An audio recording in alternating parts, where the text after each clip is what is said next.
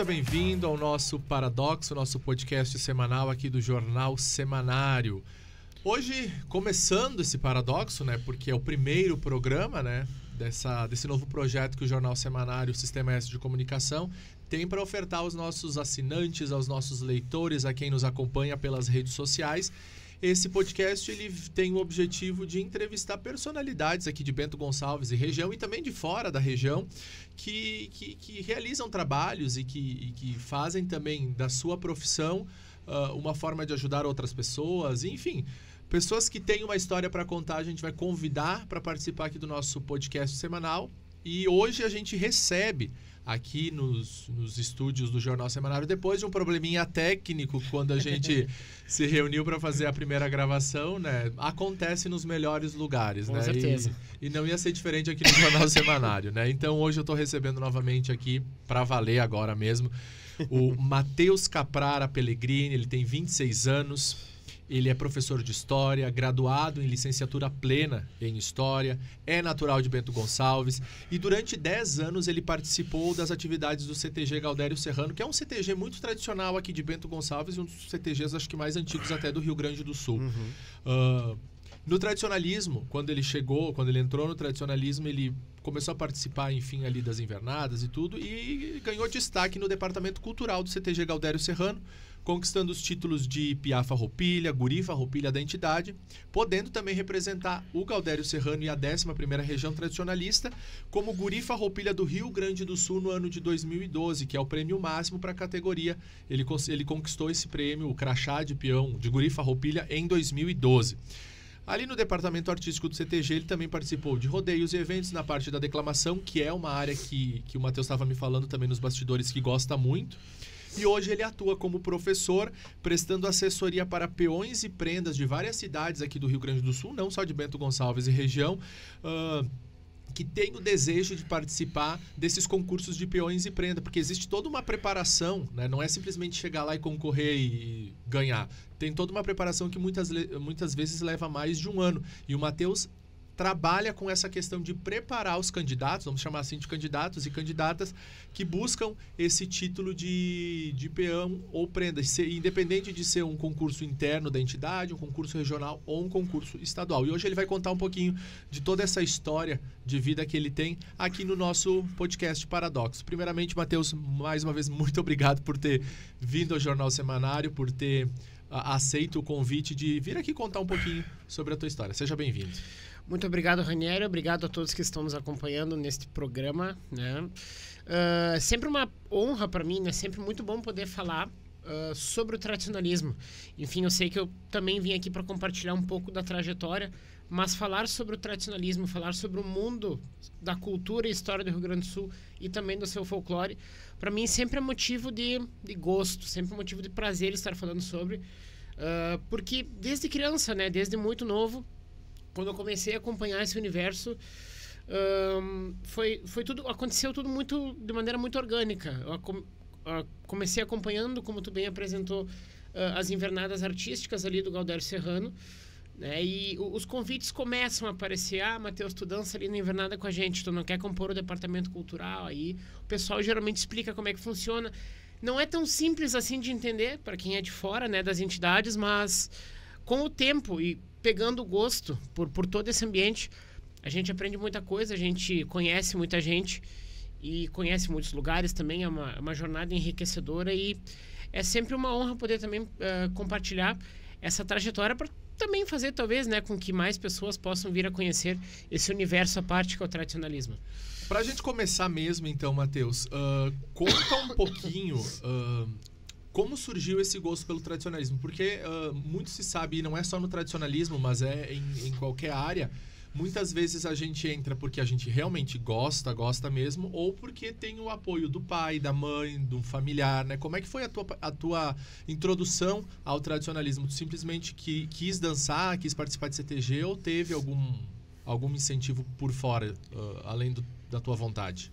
Na verdade, o meu ingresso, mais propriamente dizendo, no Galdério Serrano e por essas vias também no tradicionalismo, foi através de um convite que o próprio CTG fez na escola. Eu estudava no Colégio Cenecista na época, e como o CTG era muito próximo ali, eles estavam tentando, né, ver com escolas ali, grupos da comunidade, convidando crianças, né, convidando pares novos para compor uma próxima turma de curso de dança que iria ter. E nesse momento, quando eles estenderam esse convite pra gente ali na escola, eu até lembro como se fosse hoje, eu só olhei para uma coleguinha minha que tinha do meu lado ali, e na época a gente estava ensaiando até uma coreografia para a escola, em pares já, e daí meio que acabou culminando, né? Eu olhei para ela e disse, o que tu acha? Vamos fazer esse curso de dança aí, né? Ela também acabou participando por um tempo. Eu entrei através do curso, e o CTG, ele tem uma maneira bem, como é que eu poderia dizer, bem natural, né, de fazer com que as pessoas possam ir ingressando ao longo do tempo nos departamentos, porque eles começam com esses cursos de dança, que é o básico, né? Tu vai aprendendo ali os bailares ali de dança de salão, né? A partir disso, eles começam a te convidar para as invernadas, que daí já é algo mais sistematizado, tem os horários de ensaio, né? Tem participação em rodeio, é todo um investimento também. Então, eles começam com esses convites, vendo que tu gostou ali da invernada e tudo mais, eles já convidam, olha, tu não quer representar talvez o CTG num concurso cultural, num entreveiro regional, entreveiro, né? Enfim, ou numa ciranda também, né? Que é o concurso das prendas, no caso.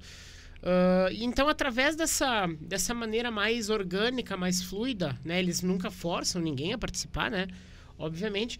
Mas como tu bem comentou, comigo foi um caso em que eu fui tomando gosto, fui tomando amor pela coisa e sempre acabei assim encarando novos desafios e novos convites, né? Porque engana-se quem pensa que o CTG não nos coloca em desafios novos, em aprendizados novos. Eu sempre gostando muito, só seguir o fluxo dos convites e participações.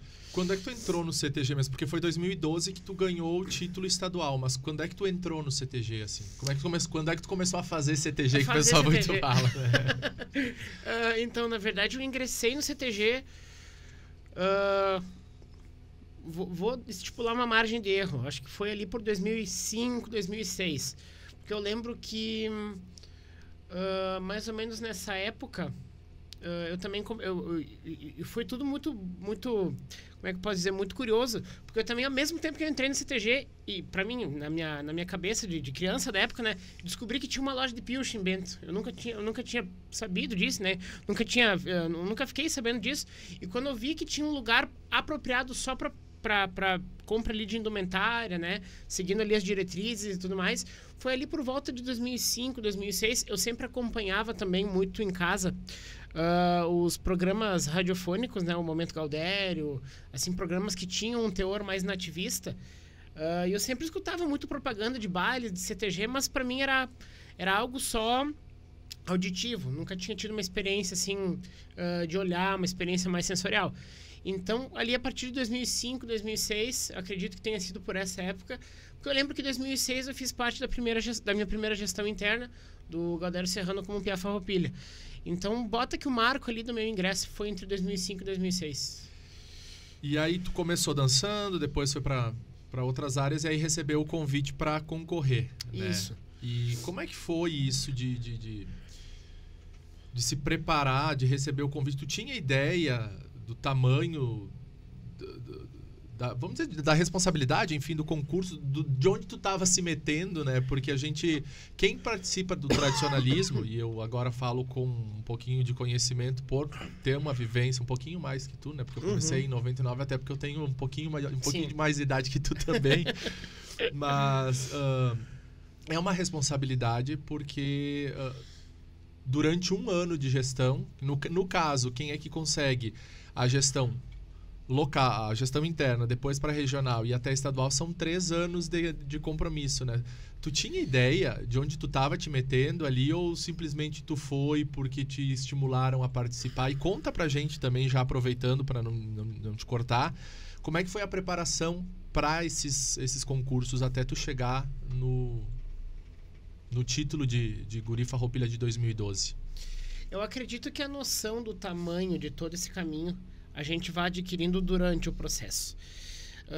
Isso, inclusive, eu reparo que até hoje, enfim, quando novas gerações entram em algum CTG e começam a participar do tradicionalismo, essa noção do tamanho da responsabilidade ela vai vindo com o tempo. Comigo aconteceu da mesma maneira. Eu recebi o convite, a princípio, para entrar, para ser empossado, digamos assim. Eu nem iria participar de concurso interno nenhum, né? Eu seria empossado Piazito Farroupilha, que é a categoria mínima, né? eu já estava inscrito, tudo certo, eu até ia representar o Gaudério Serrano no concurso regional na categoria Piazito, porque essa categoria passou durante um tempo a deixar de existir, depois ali da minha primeira época, agora vai voltar esse ano com a categoria Piazito no concurso aqui da 11ª região. Piazito, só para fazer uma observação, seria pré-mirim, vamos dizer assim? Isso aí, dos 6 aos 9 anos, mais ou menos. Entendi. Então, eu já estava inscrito no concurso interno para participar dessa categoria, e estando inscrito nessa categoria, eu não iria nem fazer prova. Eu só ia chegar lá no baile, bonitinho, piochado, bem arrumado, e ia ganhar o crachá. Aí, faltando 2 semanas pro concurso, o coordenador da região, que era do meu CTG na época, o Cristiano, ele chega pro meu pai, que era talvez mais leigo que eu, porque eu sempre me envolvia mais que o pai, ele disse: o que tu acha da gente puxar o Matheus pra piar e colocar o filho lá do outro fulano lá que é mais novo pra Piazito? Meu pai, sem entender muita coisa, disse: tá, tudo bem, né? Só que meu pai não fazia ideia que, subindo de categoria, eu teria que fazer todas as provas, né? Artística, campeira, escrita. E até explicando um pouco desse mundo dos entreveiros e cirandas, né? A gente tem que passar por 3 provas grandes ali que destoam certas habilidades e noções do tradicionalismo. A primeira seria a prova escrita, que são provas ali de teor de múltipla escolha, né? Questões ali, enfim, de A, B, C e D, acertar a alternativa, né? Que envolvem conhecimentos de história, geografia e tradição do Rio Grande do Sul, né? Que é basicamente a prova da que eu mais auxilio o pessoal hoje, né? Mas que na época para mim era tudo muito novidade. Eu acompanhava história, geografia do Rio Grande do Sul na escola, mas essa história, por exemplo, de entender por que a ave símbolo do Rio Grande do Sul é o quero-quero, por que o chimarrão é a bebida símbolo do Rio Grande do Sul, por mais que esteja no nosso dia a dia. Então, entender tudo isso sempre foi algo muito processual. Tinha também a prova artística, que tem até hoje, né? São as provas em que a gente demonstra ali habilidades, talentos artísticos, como declamação, poesia, danças, prova oral, né? Desenvoltura oral, com tema sorteado para as categorias mais velhas, né? E também a prova campeira para os peões, que se divide ali em basicamente 3 provas, né? Tem as provas de sorteio, que geralmente são ali chimarrão, abrir uma manta de charque, assar churrasco e no espeto de madeira, tá? Não no espeto de inox, na churrasqueirinha, nada dessa... como é que é aquela gíria que falaram uma vez pra mim? Essas apartamentice. Gaúcho de apartamento, né? E também a prova de emalá, capa ou poncho, né? Que são provas que, querendo ou não, elas conservam um pouco dessa entidade histórica e social do gaúcho. As provas de cancha, que daí o concorrente pode escolher, né? Não seriam sorteadas, que é a prova de rédea, tiro de laço, a parte, né? Provas envolvendo o cavalo. E as provas de galpão, que também podem ser de escolha, que daí vai de trançar, né? Artesanato em couro, tosa, tosquia, práticas também que tu pode escolher e que esteja ao teu alcance se aperfeiçoar. E para as prendas, no lugar da campeira, seria a mostra folclórica, né? Que seria um trabalho envolvendo bastante ali a parte de pesquisa, geralmente algo sobre algum artesanato, alguma parte de culinária. Esse ano, inclusive, veio um tema bem interessante para as prendas pesquisarem, que foi a trajetória dos ex-presidentes do movimento tradicionalista gaúcho, né? Que foi um tema, digamos assim, surpreso, né? Porque é uma pesquisa mais biográfica, digamos assim, do que histórica, mas mesmo assim acaba envolvendo bastante a intensidade das prendas, das gurias ali em pesquisarem, irem atrás, entrevistar, fazer pesquisa de campo. Então é algo bem assim, bem intenso. E eu fui adquirindo, conforme eu disse, né, noção de tudo isso com o tempo. E meio que para todo mundo é assim, né? A gente começa aceitando o convite, a gente não tem a noção, né, de o quão gigante acaba sendo isso, mas eu até acho melhor a gente ir adquirindo a noção com o tempo do que ficar sabendo tudo numa hora só, porque é capaz até de se assustar, porque é muita coisa realmente. E me fala uma coisa, nessa questão tô com 2 xícaras aqui porque a gente vai fazendo revezamento, né? Termina uma, a gente já vai colocando outra, porque como o papo vai render, e a gente tá vendo que tá rendendo, porque eu tô no início ainda das perguntas, a gente vai ter que fazer, e o pessoal aqui da retaguarda da produção vai nos ajudando, né? Então, se vocês alguma hora verem alguma mão chamando, aí é a gente se organizando aqui para suprir todas as necessidades do jornal. Matheus, já pode me alcançar aqui a tua xícara? Tu tinha ainda um pouquinho, mano. Primeiro foi o café, agora vai a água, obrigado, né? Deve ficar mais fácil. Daqui a pouco a gente devolve ali pro pessoal da produção. Mas enfim, Matheus. E essa questão da preparação, né? Como é que tu se preparou, né? Porque Teve alguma... Agora uma curiosidade. Teve alguma vez em algum concurso que... Porque eu me lembro que antigamente não era eleito, por exemplo, primeiro, segundo e terceiro peão, guri ou piá. Tinha, acho que era o destaque artístico. Isso. Como é que isso era feito? Ele fazia as provas campeiras, tudo? Era igual ou ele só fazia a parte artística? Como é que era isso? E depois aí tu já me responde também... Como foi a tua preparação? Porque, como tu disse, teve essa parte de encilhar cavalo, laçar, essas coisas. Como é que foi feito aqui? Tu tinha cavalo? Como é que era? Perfeito. Na verdade, tinha a época que era dos destaques, né? E eu até vivenciei 2 épocas distintas, porque logo que eu ingressei nesse mundo dos concursos ali do Entrever e da Ciranda, sempre teve 4 peões premiados em cada categoria, né? Tanto piá, guri e peão. E deixa eu até destacar uma história, porque assim, na época em que eu fui a piá, que eu até consegui o título de piá farroupilha da 11ª região também, não tinha concurso estadual de piá. Então, até por isso que eu não participei, e as pessoas até de vez em quando me perguntam, né? Ah, mas como é que tu não foi para o estadual? Eu sempre digo, né? Porque na época não tinha. E, inclusive, a proposição de ter a categoria piá farroupilha foi da minha gestão estadual. Então, a gente trabalhou nesse projeto, que eu acho que foi o grande legado da nossa gestão ali em 2012, e teve um delay ali de 2 anos até formularem o regulamento da categoria, então teve até um processo. Então, tinham, antigamente, né? Antigamente, que eu digo há 20 anos atrás, né? Tinham os 4 peões que ficavam, então, premiados em cada categoria, que era o peão farroupilha, tinha o peão de destaque campeiro, peão de destaque artístico e peão de destaque cultural. Pelo que eu lembro da estrutura da colocação, funcionava basicamente assim. O peão que tirava a maior nota em todas as modalidades de prova ficava em primeiro. A segunda maior nota da prova campeira ficava destaque campeiro, segunda maior nota da artística, destaque artístico, e sucessivamente o destaque cultural na segunda maior nota da escrita. Mas todos faziam todas as provas, Todos né? passavam por toda a etapa, então, exatamente. Certamente eu não teria capacidade alguma de participar, porque eu sou da parte artística, do solista vocal e tal. Não me imagino montando cavalo, essas coisas aí. Eu acho que eu não imaginava. Olha que eu tô dentro do tradicionalismo, mas não sabia. Eu achava que o destaque artístico, por exemplo, ele era... ele só fazia a prova artística e por isso que recebia. Mas não é, já esclareceu aí pra mim. Na verdade, o processo todo tem que ser feito, enfim, né? E ele era muito pautado, assim, na análise de certas habilidades e preferências ali, digamos assim, dos peões, né? Porque...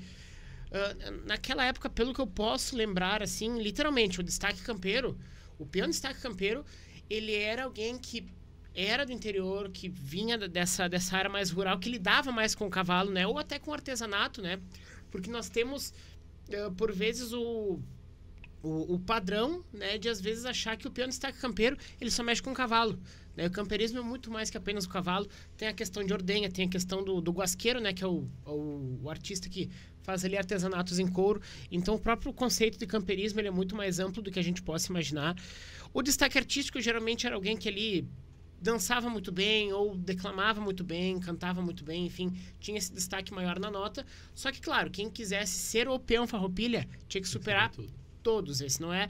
E claro, às vezes, por vezes, é uma coisa que fica até no nosso subconsciente, de que os que ficam em primeiro ou os que compõem uma gestão estadual, como foi o meu caso, são pessoas perfeitas. E muito longe disso, muito longe disso. Tem prova minha que eu olho hoje, que está tudo gravadinho e posto lá no YouTube, que eu digo, nossa, como eu pequei nesse aspecto, que hoje, se eu estivesse apresentando hoje, eu apresentaria melhor, porque é outra época, é outra cabeça, é outra maturidade.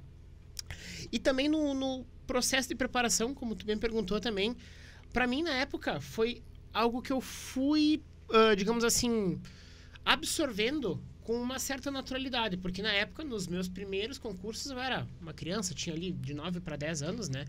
Então, eu ia meio que conduzido pelos outros, né? Eu sabia da importância daquilo, eu era meio que obediente, que eu baixava a cabeça e eu fazia. Me pediam para fazer, Matheus, tu precisa estudar isso aqui, isso aqui, isso aqui. Chegava em casa, né? Claro, como toda criança, como todo ser humano que tá ali naquela fase da vida, eu precisava de um empurrãozinho para fazer.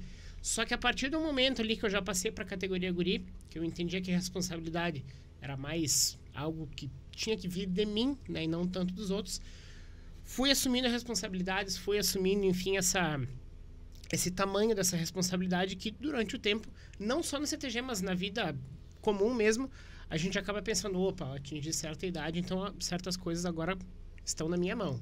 Eu não preciso sempre dos outros para estar fazendo. E como é que foi a tua participação no entreveiro estadual? Assim, a gente conversou, né, anteriormente, e tu falou que tu não tinha cavalo, né, para fazer toda essa parte de treinamento, né, porque tu precisa treinar, não é simplesmente montar no cavalo e chegar lá, né. Então, como é que foi toda essa preparação? Como é que foi lá no entreveiro a disputa entre vocês, peões? Se havia... Porque vocês se conheciam já? Como é que foi esse período ali entre a preparação para a fase estadual, que foi a última fase, e o momento lá de vocês se conhecerem, ou se vocês já se conheciam, como é que foi isso? Como tu bem comentou, Ranier, eu não tinha, e ainda não tenho, né? Não tinha cavalo na época, eu nasci e fui criado na cidade, então certos aspectos assim das provas campeiras eu sempre tinha que recorrer a algum auxílio, alguma ajuda. Na época, pro entreveiro estadual, a gente contava até com os serviços da cabanha do Seu Bianchi, que fica aqui pertinho da BCTG. Então a gente sempre descia ali para a cabanha, passava com o cavalo, e é muito vivo na minha memória, porque assim, ó, o meu pai, os meus pais, na verdade, sempre tive muito apoio deles, mas assim, quem sempre descia para a cabanha para treinar a parte da campeira, a parte do cavalo ali comigo era meu pai. E como ele sabia que todo esse processo de preparação era muita repetição e fazer de novo, eu lembro que a cada vez que a gente descia pra cabanha, eu acho que eu encilhava e desencilhava a égua, eu acho que umas 7, 8 vezes. Até, assim, lembrar o nome de cada peça, até da argolinha que tinha numa pecinha específica, tudo para que eu lembrasse, para que eu fixasse. Tinha vezes que a égua até meio que olhava para mim e dizia, tá, mas tu vai fazer isso mais quantas vezes? De novo, cara? Mas, enfim, eu sempre digo que o pai ali para mim, nesse aspecto da campeira, ele foi mais avaliador que muito avaliador, né? Mas é a questão da repetição. E como a gente tinha poucos momentos na semana para descer para a cabanha e acabar tendo essa prática, então quando a gente descia era muito intenso. E inclusive, eu não sei se a palavra é certa, acho que é até um pouco de exagero, é uma certa lacuna, um certo drama, digamos assim, de quem nasce na cidade, quer ter esse caminho de guri, peão, piá, e acaba às vezes não tendo o acesso, né, garantido ali a parte mais da prova campeira, porque a gente tem até por costume, né, já meio que no nosso consciente de que se eu não tiver acesso, ou se eu não morar no interior ou não tiver acesso a cavalo, eu vou ser menos gaúcho que o meu concorrente, né? E é uma coisa que é uma memória que se constrói e que na verdade não necessariamente se confirma. Porque hoje em dia, eu até passo isso como conselho, como dica, né? De que, por exemplo, se um outro CTG ali que está na tua mesma cidade não tem um concorrente na tua mesma categoria, bate na porta daquele CTG, se o teu departamento campeiro ali não tem ninguém que se disponha e tudo mais, bate na porta daquele CTG, se apresenta. Acredito que não vão se negar, né? Porque o objetivo do próprio tradicionalismo é abraçar quem precisa, né? É abraçar quem necessita, enfim, entender essa fragilidade. Mas para minha preparação, eu sempre tive uma equipe ali disposta, e eu sempre gosto de frisar isso, porque ninguém chega lá sozinho, né? A gente sempre tem uma equipe tanto para preparação de prova campeira, artística, escrita, e é assim até hoje. A gente sempre tem um time, né, preparando a gente, e acaba se tornando o sonho não apenas do concorrente, mas também do próprio time, que acredita no potencial daquele concorrente. E tu precisou bater na porta de algum outro CTG para pedir apoio, ajuda aqui da região? O que acontece? O departamento campeiro do Galdério Serrano sempre foi muito ativo. Mas como eu não tinha, digamos assim, proximidade, eu não tinha, enfim, não conhecia o pessoal da invernada campeira do Galdério Serrano, na época em que eu fui a Piá Farroupilha, eu fui muito abraçado e acolhido pelo CTG Sentinela da Serra, aqui de Garibaldi, na pessoa do seu Antônio Flores, que é ex-patrão do Sentinela, membro do Conselho de Vaqueanos do CTG, também já foi conselheiro do movimento. E ele, olhando para mim na época, um piazinho que não dava a altura dessa mesa, eu acho, né? Disse, olha, esse ano o Sentinela não tem concorrente Piá Farroupilha, então a gente gostaria muito de te abraçar como nosso PA, enfim, tu pode chegar em casa, o galpão tá aí, fica à vontade, pode pegar. Ele sempre dizia, né, pega a zaina ali pelo buçal, só em si ele vai passar o que tu precisa passar, né? Então, ocorreu isso comigo e é isso que eu também gosto de usar como exemplo, porque por vezes a gente se fecha na nossa realidade do nosso CTG, né? E acaba pensando que só ali dentro a gente pode obter ajuda. Quando muito pelo contrário, sempre tem bom coração e boas intenções, sempre tem várias outras entidades CTGs. E lá no dia do entreveiro, como é que foi? Vocês... enfim, conta pra gente como é que foi lá.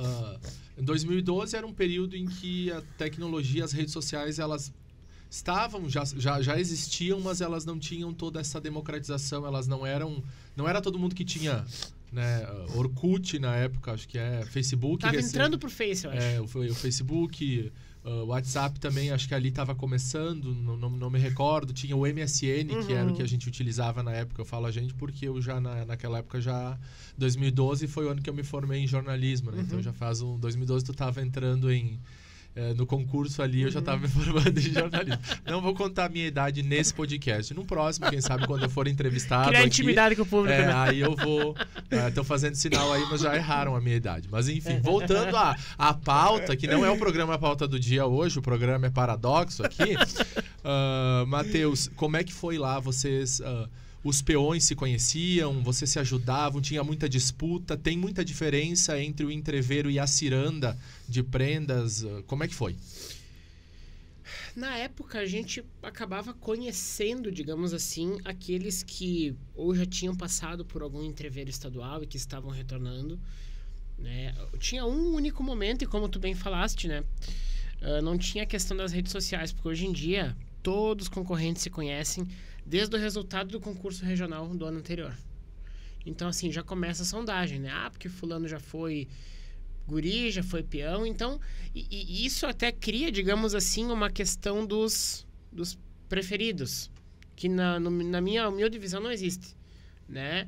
O momento lá do concurso é outro, o momento do concorrente é outro. Não necessariamente ele vai ter o mesmo rendimento que ele teve se ele já foi estadual. Então, isso, para mim, não determina nada. Na época...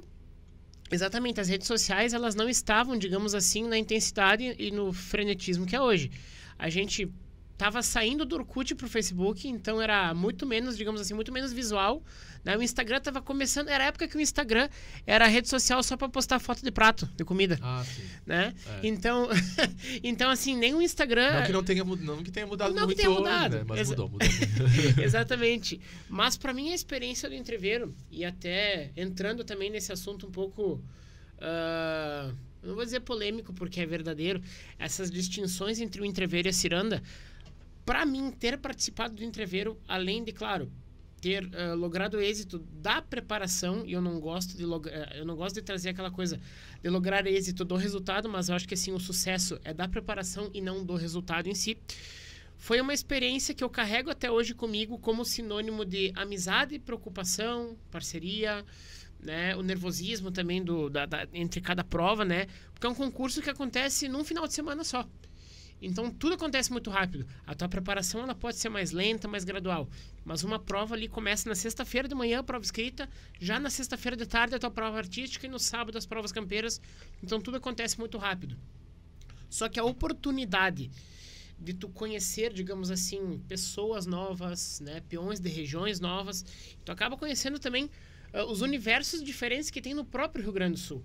E isso já não apenas conversando. Já percebendo até pela indumentária do pessoal. Percebe que numa região o pessoal usa a bombacha mais larga, numa outra região o pessoal usa a bota mais até o joelho. Então, já pelas características de vestimenta, tu já percebe as diferenças. E, claro, sou suspeito em falar, mas o entreveiro, para mim, sempre foi sinônimo de parceria entre os peões.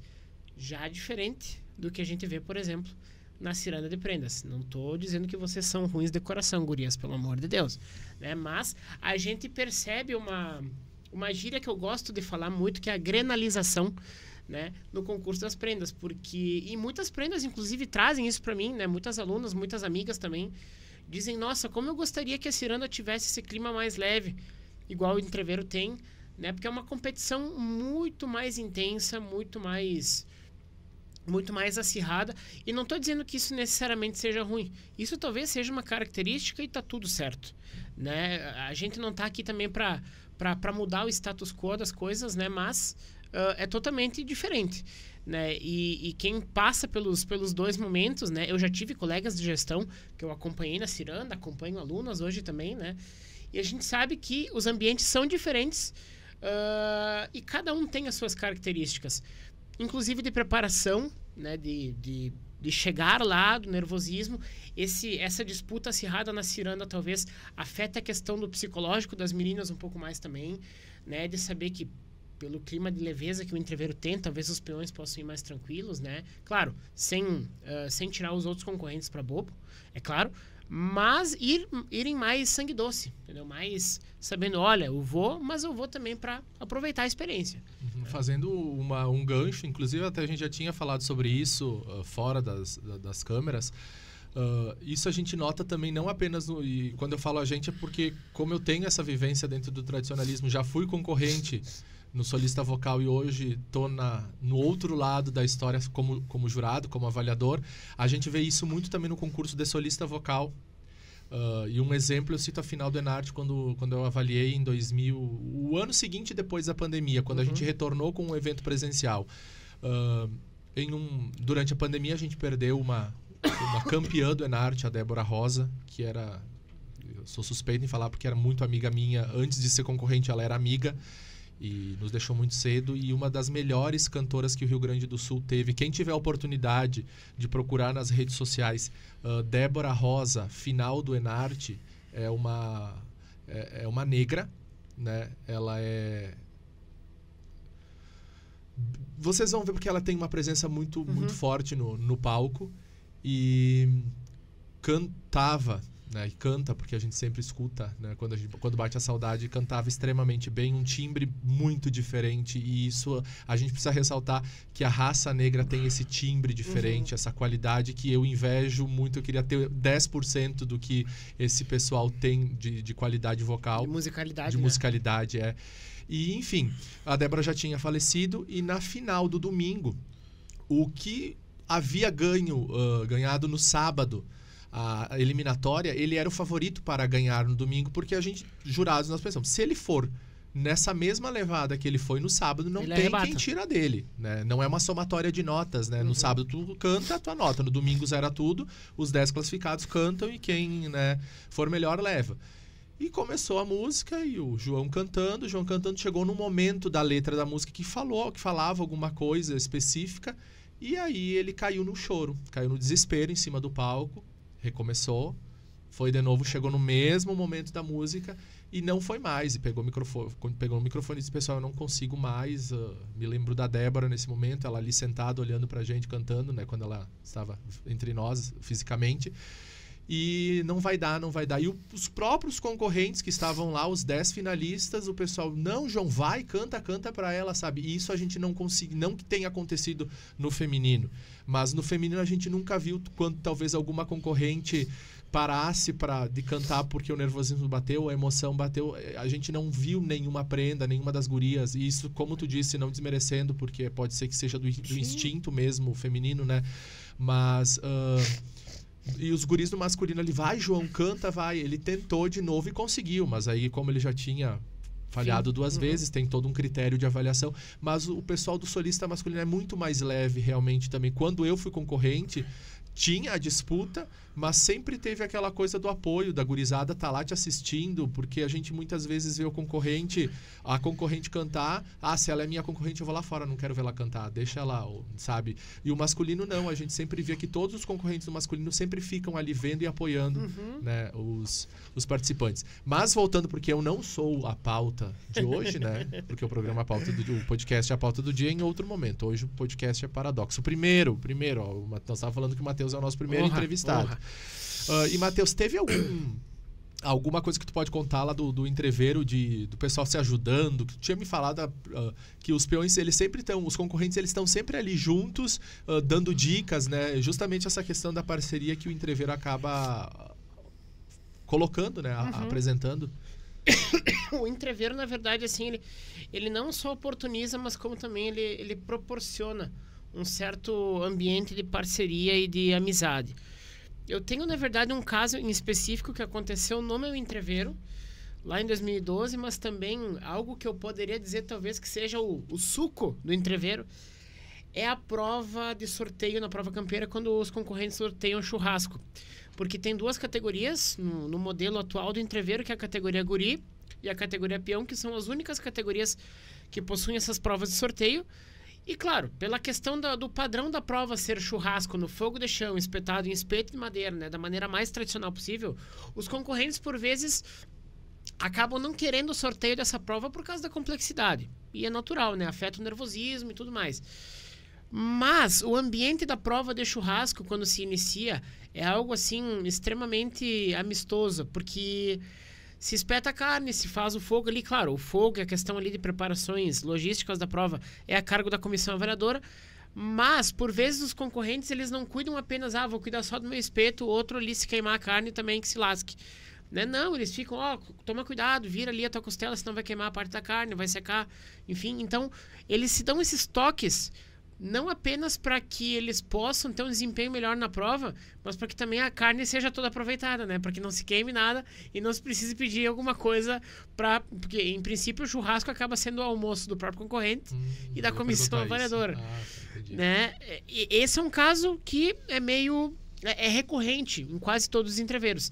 Mas um caso que aconteceu no entreveiro lá de 2012, que é muito caricato, e foi assim, foi de tirar o chapéu realmente, foi que, eu não vou lembrar exatamente a região agora do peão que teve ali a égua que fraturou a pata momentos antes de ele entrar na cancha, se não me engano foi o peão da 10ª região.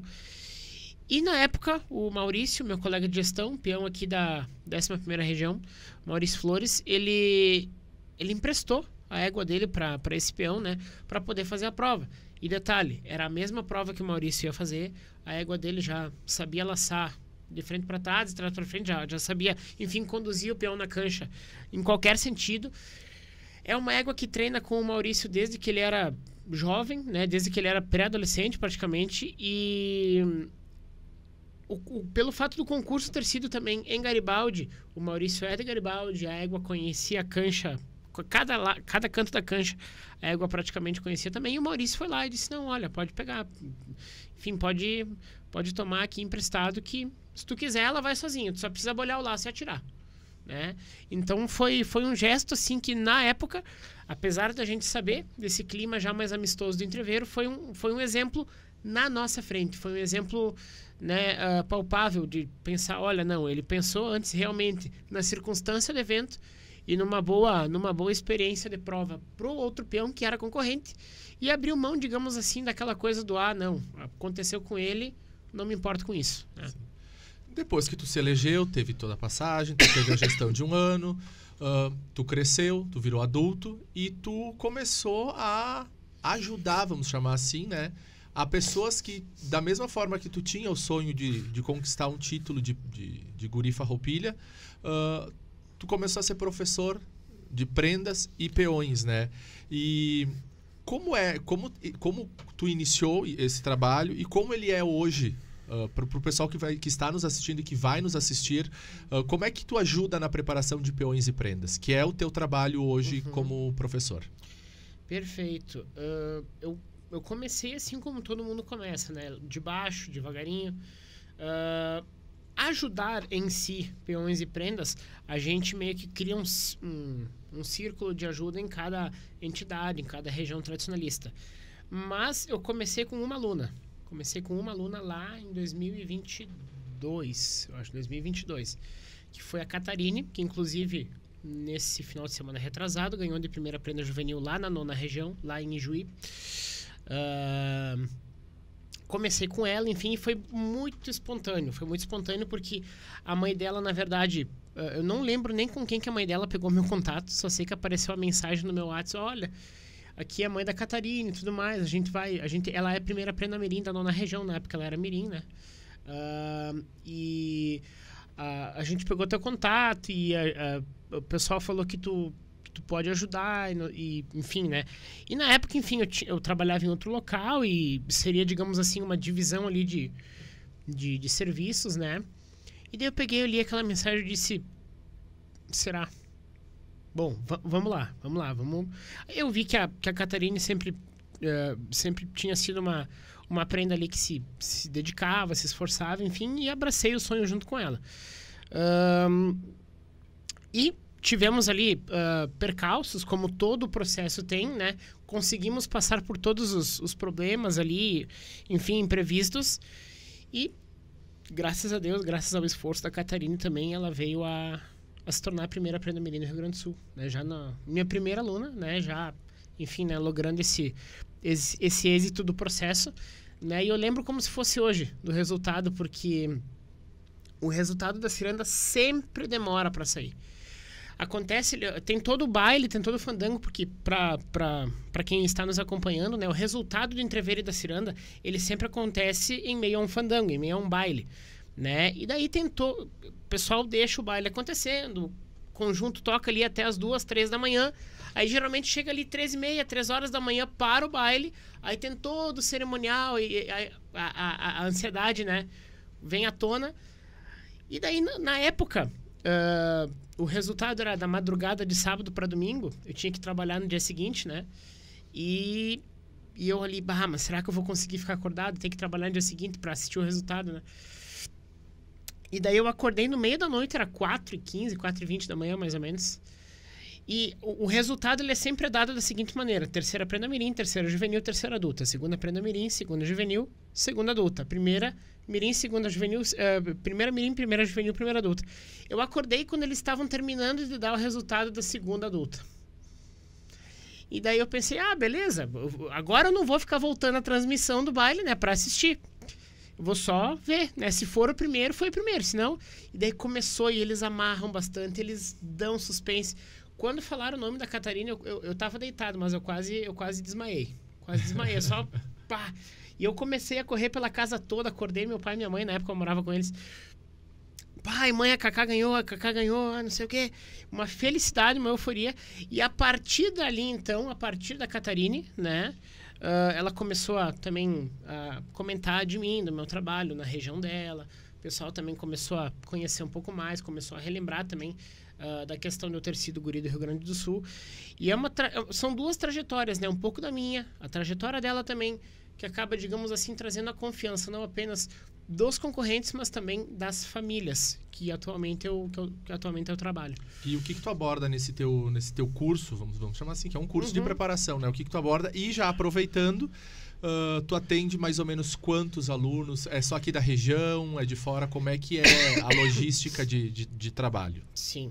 Eu busco, na verdade, prestar um auxílio maior, que seria o meu foco, nos módulos principais ali dos conteúdos da prova escrita, que são aulas ali de História, Geografia, Tradição e Folclore do Rio Grande do Sul. Neste meu curso do ano passado para cá, foquei mais nestes módulos, mas também tivemos ali participação de uma professora de redação, porque as prendas possuem junto à prova escrita a prova de redação. Eu busco também fazer aulões ali intensivos de resolução de questão, enfim, porque como é uma prova múltipla escolha, né, quanto mais simulados e atividades do padrão da prova fizer, melhor, né? É como se fosse como é que nem o pessoal diz, né, um Enem do tradicionalismo, né? Eu abordo mais esses aspectos gerais, porém, neste ano, né, neste meu curso, que é um curso preparatório abrangendo ali as provas escritas, nós teremos a composição de mais professores, né? Nós teremos uma professora de oratória e redação, nós teremos professor de declamação e poesia, nós teremos professor da parte mais teórica dos conhecimentos campeiros. Então, a cada ano que passa, eu busco observar as lacunas a mais que eu poderia preencher na trajetória desses concorrentes. Dificuldades que eu vou enxergando e que eu trago assim para pauta, para as conversas, né? Até porque eu trabalho, moro e namoro uma pedagoga, né? Minha namorada também trabalha comigo. Ela é prof de formação, né? Trabalhou durante muito tempo em escola também. E aquela coisa que eu sempre assumo, né? A mulher, ela é 20 mil vezes mais observadora que o homem. Eu por vezes, eu tô aqui naquela racionalidade de fazer as coisas e de fazer mais o operacional, e ela presta muita atenção no contexto. Então, essas nossas características profissionais, digamos assim, elas se complementam, porque daí ela me sugere várias coisas, né? Ela me sugere, olha, tal aluno a gente poderia pegar mais por esse aspecto, né? Porque eu também tenho de ser flexível, né? Nem todo mundo aprende do mesmo jeito, apesar do modo de avaliação ser o mesmo para todos. Então eu tenho que percorrer caminhos diferentes, e ela por vezes por vezes não, na grande maioria do tempo, né? Eu sempre dou todo esse crédito para ela, porque ela acaba sendo ali quando eu não consigo extrair mais de mim algum resultado, alguma proposta, ela chega sempre com alguma solução que geralmente é a que dá certo. E no entreveiro agora que nós tivemos em abril, acho que foi? Abril. Uhum. Abril. Nós tivemos 2 peões aqui da região. A gente fala região porque são várias cidades, não é só Bento Garibaldi, é Nova Prata, Veranópolis, Nova Araçá. E nós tivemos 2 peões, né, que conquistaram o Cauã Zembruski, que conquistou o primeiro guri. Né? Ali de Nova Prata, mas que representa a 11ª região, e o Luiz Ferrigo, terceiro peão do estado, né? O Luiz que é daqui mesmo, de Bento, mas, Bento Gonçalves, mas representou o CTG, acho que é os Desgarrados de Guaporé. Foram teus alunos? Tu passou alguma orientação? Sim, eles, na verdade, toda a gestão de peões e prendas aqui da 11ª, tirando o casal Mirim, né? O Pia Farroupilha e a Prenda Mirim, foram meus alunos, né? A Bruna, que é a primeira prenda adulta, e a Amanda também são minhas alunas, vão concorrer na Ciranda semana que vem. Foram meus alunos, mas assim, posso dizer também que todos os alunos e alunas acabam se tornando, no meio desse processo, muito amigos, né? Muito próximos. O Luiz, em particular, né? Em 2012, após ali o meu estadual também, a gente chegou até a ser colega de entidade, né? Ele foi do Galdério Serrano também, né? E até, que nem a gente até tinha comentado em bastidores, em 2012 ocorreu a mesma coisa que esse ano, né? O Cauã, que é a guri da 11ª, acabou ficando em primeiro lugar, né? No entreveiro. E o Luiz, assim como o Maurício, lá em 2012 ficou em terceiro. Então até as colocações ali bateram, né? Então repetiu-se a dobradinha.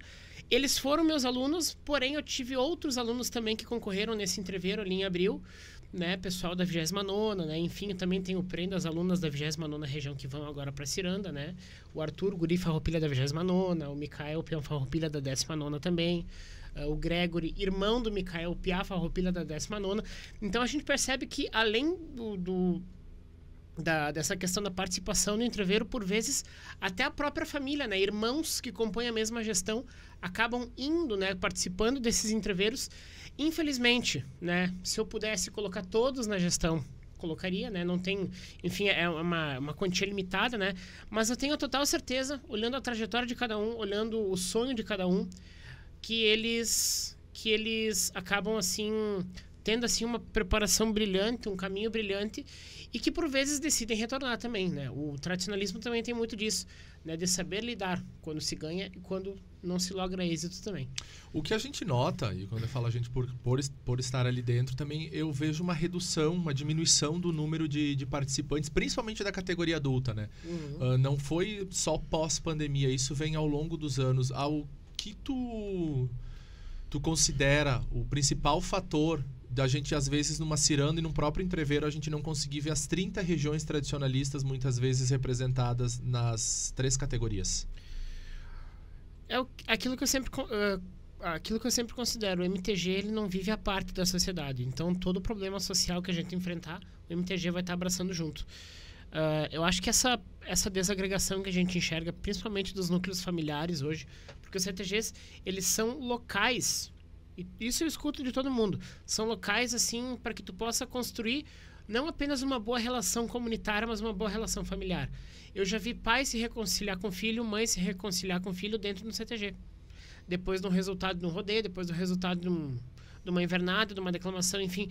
Então, essa desagregação da família, que inclusive é um problema apontado pelo saudosíssimo Barbosa Lessa, talvez num dos documentos mais importantes que regem o tradicionalismo, que é a tese que ele apresentou no primeiro congresso tradicionalista, que é a tese O Sentido e o Valor do Tradicionalismo, onde ele aponta que um dos principais objetivos do movimento tradicionalista gaúcho é o fortalecimento e a busca dos núcleos locais, dos núcleos comunitários, porque com famílias fortes a gente constrói comunidades fortes, e com comunidades fortes, culturas fortes, um movimento tradicionalista gaúcho forte, e que valorize esse processo, não apenas das gerações das famílias dentro do tradicionalismo, mas também essa valorização da cultura de uma próxima geração, não enxergar tudo que a gente faça hoje como supérfluo, como ultrapassado, né, como algo que não tenha mais a ver com a essência das pessoas. Então é isso, é um problema que o próprio MTG passa em virtude da desagregação familiar que a própria sociedade enfrenta hoje. Na tua opinião, levar os filhos para dentro do CTG ainda é uma das melhores, não digo a melhor, mas na tua opinião, uma das melhores alternativas para mudar ou minimizar um pouco os efeitos desse cenário? Com toda certeza, eu acredito que levar os filhos para algum ensaio de invernada ou até talvez para alguma festa campeira, né? Eu até acredito que assim os dois principais departamentos que mais chamam o pessoal para dentro das entidades é o departamento artístico, por causa das invernadas, apresentações, e o departamento campeiro, né? Que são departamentos que estão, digamos assim, mais pujantes, né? Tu vê ali um grupo de dança enchendo o salão com aquelas indumentárias, né, diversificadas, enfim. Ou fica até de sugestão. Leva o teu filho ou tua filha para um Enarte. Leva. Deixa ele experienciar aquilo. E claro, né, acredito que fazendo com que eles possam passar por isso, né, viver essa experiência, o primeiro momento que a gente assiste um daqueles shows que as invernadas dão num palco de Força A, de Força B, ou até dos individuais, por que não, né? A partir do momento que a gente assiste aquilo e é tomado por aquela emoção, é uma coisa que é um caminho sem volta. É um caminho sem volta. Eu falo por mim, eu falo também pelo meu primo, Emanuel, que há anos atrás não podia ver CTG na frente, hoje é posteiro do Ronda Charrua, né, da invernada adulta. Fui até esse final de semana assistir um ensaio aberto ali da invernada deles que teve. E é uma coisa que quando a pessoa toma gosto, toma amor, não tem volta. E vira praticamente uma segunda casa. Chegando ao final, que conselho tu daria para esses peões e prendas que têm desejo de participar de uma ciranda, de um entreveiro cultural? O que eles devem fazer, na tua opinião, para iniciar e o principal conselho para seguir nesse sonho? Bom, primeira coisa, esteja em um caminho pelo gosto, pelo amor daquilo que tu está fazendo. Nunca esteja pelo sonho de algum terceiro, sempre esteja pelo teu sonho. Muito importante isso, porque por vezes, por preocupação do CTG não ter um representante, o pessoal vai lá e abraça de qualquer maneira. Então, primeiro momento, tenha o gosto por todo o processo, porque é um processo que demanda resiliência, demanda disciplina, né? Tu aprende muito com esse processo também, essa questão de resiliência, disciplina, cumprir horários. Segunda, encare a tua preparação como se fosse a preparação de qualquer outro sonho na tua vida. Vai ter convites que tu vai ter que recusar, jantares com amigos, com família, que tu vai ter que deixar de lado. Eu, como professor, já faço isso, então quem dirá alunos, né? E a terceira dica, valorize mais o processo do que o resultado. O processo ele é transformador, o resultado é consequência. É uma colheita, né, de frutos que tu foi semeando, de sementes que tu semeou durante o processo. Então, acredito que essas 3 dicas possam nortear quem realmente queira passar por este processo que não é apenas compensador, mas também é transformador. E o Matheus daqui 5 anos, como é que tu se vê daqui 5 anos, tua vida profissional? Vale a pena financeiramente ser professor, preparador? Como é que tu vê isso? O Matheus daqui 5 anos, eu acho que a curto prazo, um Matheus papai, né, amor? Estamos com este objetivo na nossa lista de curto prazo. Um Matheus com mais bagagem pessoal, com uma pitadinha mais de sabedoria, porque a cada ano que passa, alguma coisa a gente tira de positivo, de negativo, a gente faz esse feedback também.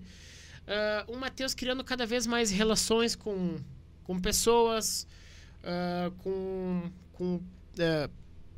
ciclos de pessoas novas, com famílias novas, porque é isso também que o tradicionalismo nos traz. E o Matheus também que quer voltar a declamar, né? Que também quer voltar aos palcos. Infelizmente ainda não tenho CTG, não tenho cartão tradicionalista por nenhum CTG. Tô à la cria, que nem diz o Galdéria, né? Tô à la cria.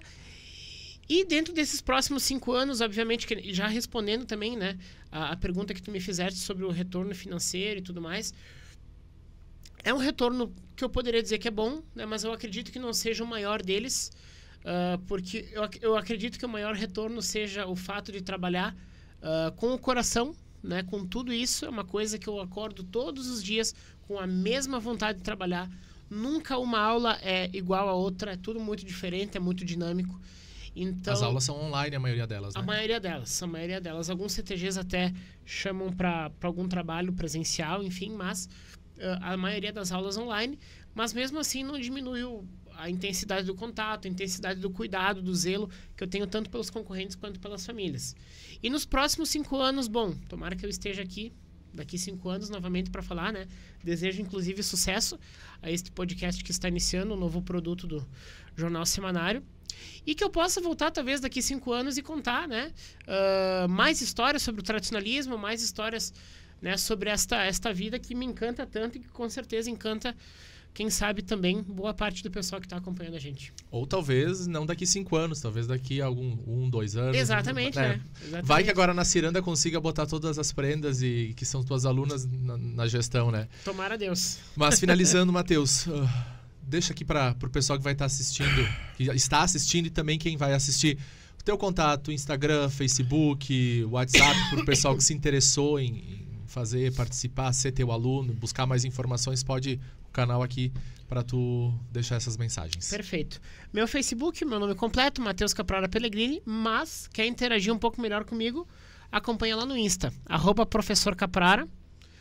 E o meu WhatsApp, 549-9651-5110. Em qualquer um dos meios ali que tu me chamar, a gente vai estar interagindo da melhor maneira possível e fico no aguardo de quem estiver disposto aí para trocar uma ideia não só sobre tradicionalismo, mas também sobre Rio Grande do Sul, história, cultura, enfim, sou tagarela para tudo isso. Os contatos apareceram aí na tela enquanto o Matheus conversava e passava as informações. O nosso responsável pela parte técnica, o Lucas Beltrán, já colocava todos os dados do Matheus. Mais uma vez, Matheus, muito obrigado. Eu que agradeço pela visita. Obrigado por ter vindo novamente depois do probleminha técnico que nós tivemos, né? Mas foi bom porque daí a gente conseguiu até ampliar um pouquinho mais a conversa. E para você que nos acompanhou até agora, a gente agradece muito a audiência e a gente informa que semana que vem o Paradoxo volta com mais uma super entrevista. Não vou falar quem é. Na verdade, ele já está daqui a pouco chegando aqui para a nossa gravação. Vou deixar na surpresa para o pessoal ficar ali com vontade de voltar, né?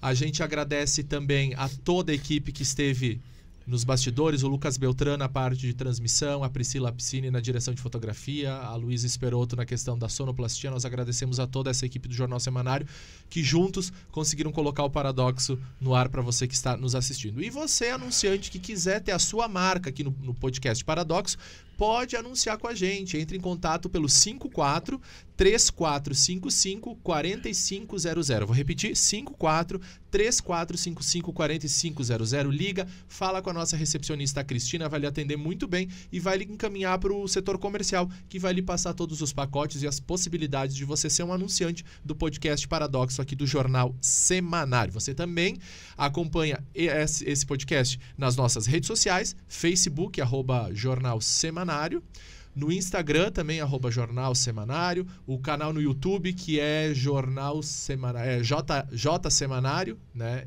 J Semanário BG no YouTube, está aparecendo ali na tela. Você vai ter esse podcast e outros conteúdos que a gente tem já preparado para vocês nas nossas redes sociais. E também, para ficar bem informado todos os dias, jornalsemanário.com.br, que é o nosso portal de notícias, além da edição impressa do Jornal Semanário, que você também pode assinar pelo 54-3455-4500. A gente retorna na semana que vem com mais um podcast Paradoxo e com muitas curiosidades, entrevistas e muita descontração. Hoje foi um pouquinho mais... No início a gente deu uma gargalhada, depois a gente tocou o assunto mais sério, porque era um assunto que chamava muito atenção e precisava um pouquinho mais de seriedade, vamos dizer assim, né? Um pouquinho, é um assunto... Mas, é um paradoxo. É um paradoxo.